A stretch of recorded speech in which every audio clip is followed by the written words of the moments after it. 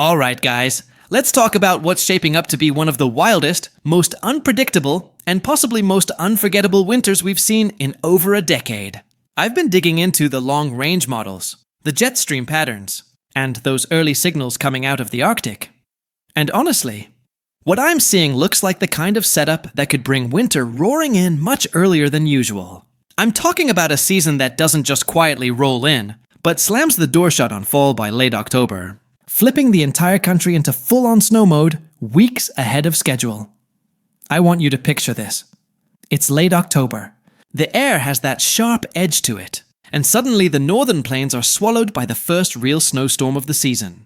We're talking blizzard-style winds sweeping across North Dakota, South Dakota, and into Minnesota. Minneapolis could easily pick up 4 to 8 inches right out of the gate, and the snow won't just dust the ground.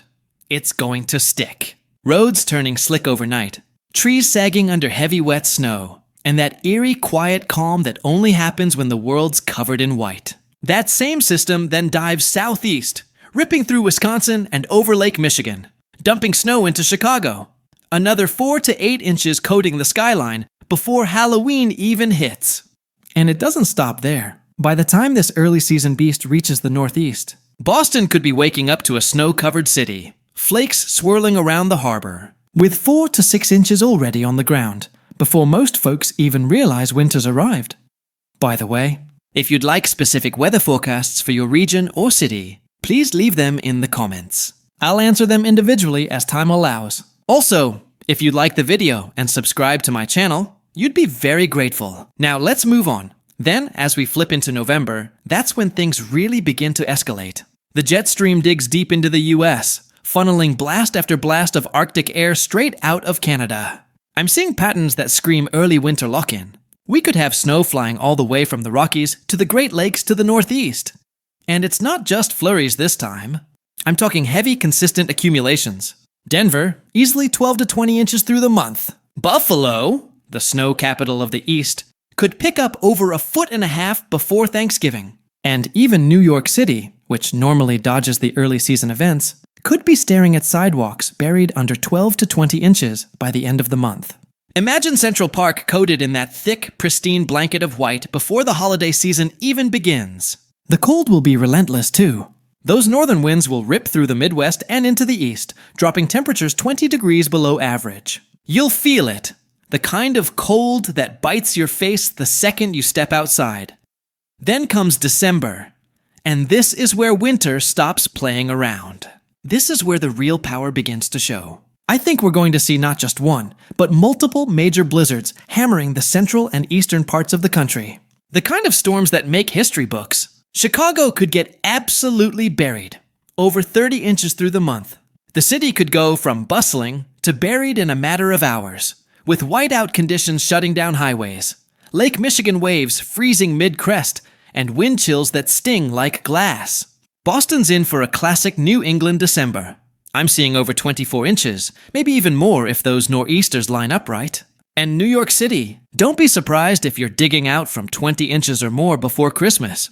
The lake effect machine around the Great Lakes is going to be roaring too. Snow bands setting up for days at a time, dumping several feet of snow on cities like Erie, Cleveland, and Buffalo. Out across the plains, ice will become a serious concern. Freezing rain coating everything in a glassy, dangerous sheen. Power lines snapping, tree branches crashing under the weight, the kind of winter chaos that tests everyone's patience. By the time January rolls in, this country could be locked in one of the coldest, snowiest patterns we've seen since that legendary winter of 2013. I mean, the kind of winter that people still talk about years later. We're looking at record-breaking totals stacking up. Minneapolis could break the 40-inch mark just in January. That's insane. Buffalo, 36 inches or more easy. Boston, around 30 inches. New York City, 28 inches. Denver, 30 inches. Chicago, 32 inches. Everywhere you look, the snow will be piling up faster than crews can clear it. And it won't just be the snow, it's the cold. Brutal, unforgiving cold that stretches coast to coast. Wind chills in the northern plains and Midwest, dropping below minus 20 degrees. The kind of air that freezes your eyelashes and makes car engines groan in the morning. In some spots, it'll feel like the Arctic has just picked up and moved south for the winter. And even as we move into February, there's no sign of it letting up. In fact, late winter could deliver some of the biggest punches of the season. I'm watching for several massive systems tracking through the Midwest and slamming into the East Coast, each one capable of dropping double-digit snowfall totals. Philadelphia could easily see over 20 inches this month alone, with Washington, D.C. buried under 15 to 18 inches. A rare but incredible sight. Pittsburgh, 20 inches, maybe more. The storm track looks active, and the cold air refuses to retreat. These late-season snowstorms could rival some of the biggest East Coast events of the past decade. And let's not forget the Pacific Northwest and Northern Rockies. Seattle, Spokane, and Salt Lake City are all in line for significant snow, as those Pacific systems collide with cold continental air. Think deep snowpack in the mountains, treacherous passes, and one of the best ski seasons in years. Now down south, it's not all snow, but that doesn't mean you're safe. I'm talking freezing rain, dangerous ice storms, and bitter cold reaching as far as northern Texas, Arkansas, and the Carolinas.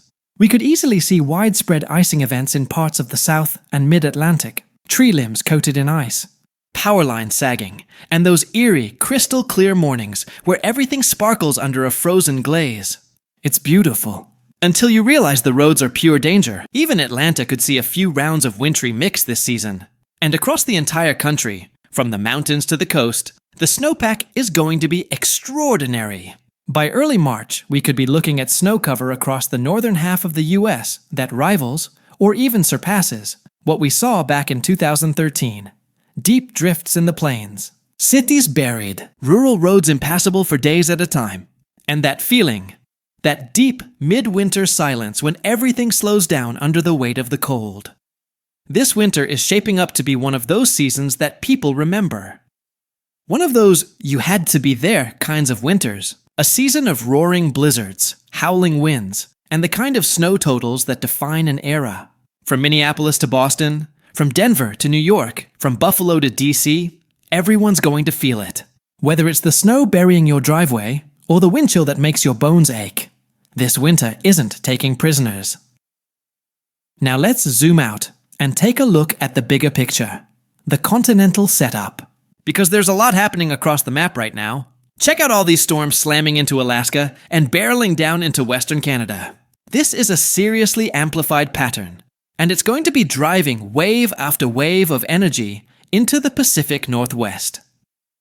We're talking multiple atmospheric river-style events, heavy flooding rains, and big-time mountain snow for the higher elevations.